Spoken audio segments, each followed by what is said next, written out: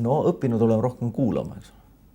See on väga suur oskus. Sest olles iseloomult küllaltki kärsitu, olen ma kindlasti olnud kunagi halb kuulaja.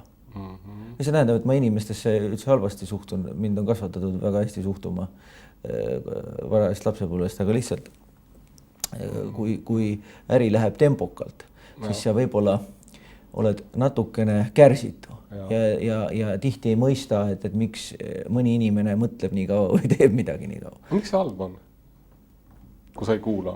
Tegelikult äkki ongi mõistlik sekkuda? Mõnikord jah, aga mitte alati, eks ole. Et teinekord ei ole mõistlik nagu kohe oma otsuseid välja pakkuda, eks. Et see tahab harjutamist. Ja tahab veel harjutamist. Okay. Et seda on... Mis kasu siis sellest on? Et kui sa nüüd ei sekku, sa kuulad, mida see siis annab? Miks see tähtis on? No ütleme, meie valdkond on ikkagi väga spetsiifiline, et siin sa pead spetsialistide arvamust kuulama, enne kui sa saad lõpliku otsuse teha. Et sul on lihtsalt vaja rohkem spetsiifilist informatsiooni, just. Et see on profide ala? No, kõik alad on profide alad, ega sa...